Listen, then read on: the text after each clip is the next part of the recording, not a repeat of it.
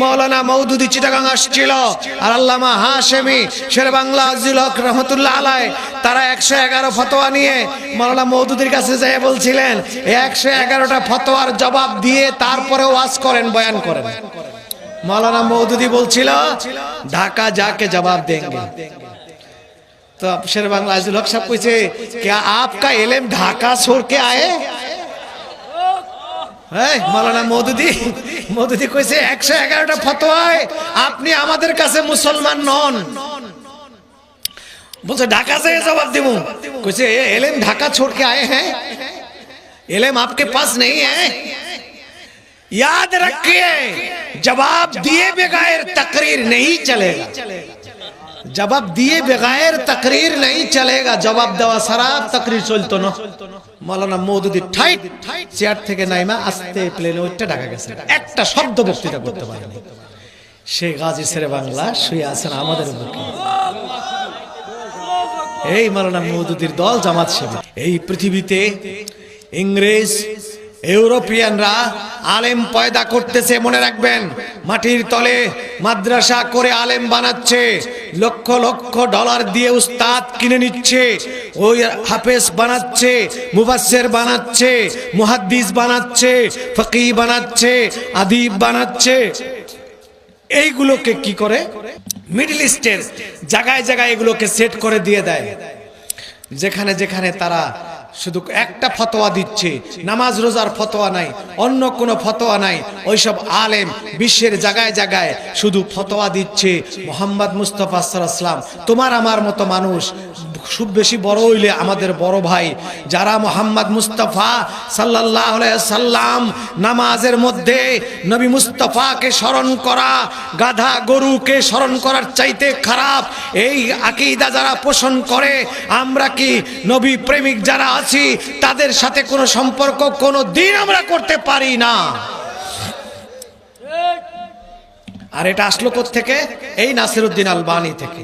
আর এই নাসিরউদ্দিন আলবানী এই পুস্তক লেখার কারণে বাদশাহ ফয়সাল তাকে বহিষ্কার করে দিয়েছিল। এই লোকটি ভালো ছিল। উমাইয়া বংশ তো হযরতে উমাইয়ারা নবীর বংশের দুশমন ছিল। আওলাদে রাসূলকে আওলাদে রাসূলদেরকে মারছে উমাইয়ারা, কিন্তু হযরতে ওসমানও তো সেই বংশের ছিলেন। সে বংশের সবাই কি খারাপ হবে? না। এখন চিন্তা করেন যে এই নাসিরউদ্দিন আলবানীকে বাদশাহ ফয়সাল বের করে দিয়েছিল, কিন্তু বর্তমান গভর্নমেন্ট সৌদি বাদশাহ ফাহাদ কি করলো? সৌদির সমস্ত এই মৌলবীরা আব্দুল ওয়াহাবের উম্মতেরা এরা দরখাস্ত করলো, করাতে নাসিরউদ্দিন আলবানীকে আবার সৌদি আরবে ফেরত নিয়ে আসলো। আইনা এই পুরস্কার দিল এই কথা লেখার জন্য। রাসূলুল্লাহ রওজা তুলে ফেলে দিলে ভালো হতো, বাইরে গম্বুজ ভেঙে ফেললে ভালো হতো, এই কথা বলার কারণে। এবং জান্নাতুল বাকি জান্নাতুল মুআল্লার গম্বুজ ভেঙে ফেলা হয়েছে, সওয়াবের কাজ হয়েছে।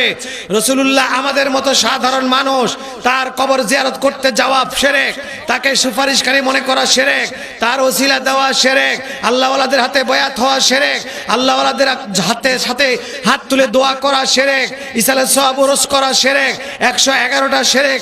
এই শিরকের ফতোয়া নিয়ে মাওলানা মওদুদি চিটাগাং আসছিল, আর আল্লামা হাশেমি শের বাংলা আজিজুল হক রহমতুল্লাহ আলাইহি তারা 111 ফতোয়া নিয়ে মাওলানা মওদুদির কাছে যেয়ে বলছিলেন 111টা ফতোয়ার জবাব দিয়ে তারপরে ওয়াজ করেন, বয়ান করেন। মাওলানা মওদুদি বলছিল ঢাকা जाके जवाब देंगे। तो शेर बांग्ला अजीजुल हक साहब पूछे क्या आपका इल्म ढाका छोड़ के आए?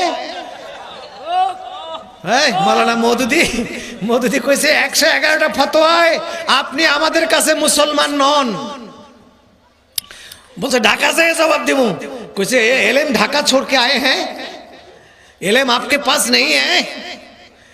याद रखिए जवाब दिए बगैर तकरीर नहीं चलेगा, जवाब दिए बगैर तकरीर नहीं चलेगा। जवाब देवा सारा तकरीर चलतो ना। মৌলানা মওদুদি ঠাইট চেয়ার থেকে নাইমা আস্তে প্লেনে উঠে ঢাকা গেছে, একটা শব্দ বক্তৃতা করতে পারেনি। সেই গাজী শেরে বাংলা শুয়ে আছেন আমাদের বুকে। এই মৌলানা মওদুদির দল জামাত শিবির।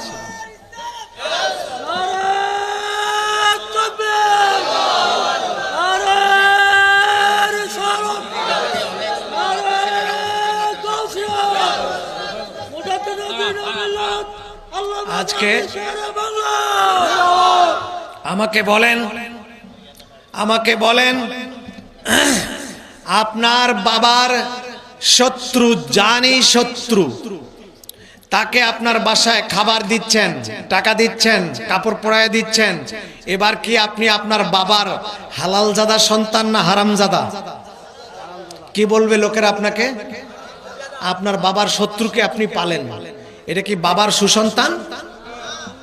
তো রাসূলুল্লাহর দুশমন 111টা ফতোয়া, যারা রাসূলুল্লাহকে সলিমুদ্দি কলিমুদ্দি মনে করে, রাসূলুল্লাহর কবর জিয়ারত করার উদ্দেশ্যে যাওয়া শিরক মনে করে, রাসূলুল্লাহর রওজা ভেঙে বাইরে ফালাইয়ে দিলে ভালো হয় মনে করে, এরা যারা মাদ্রাসা টাকা দিয়ে মাদ্রাসা করে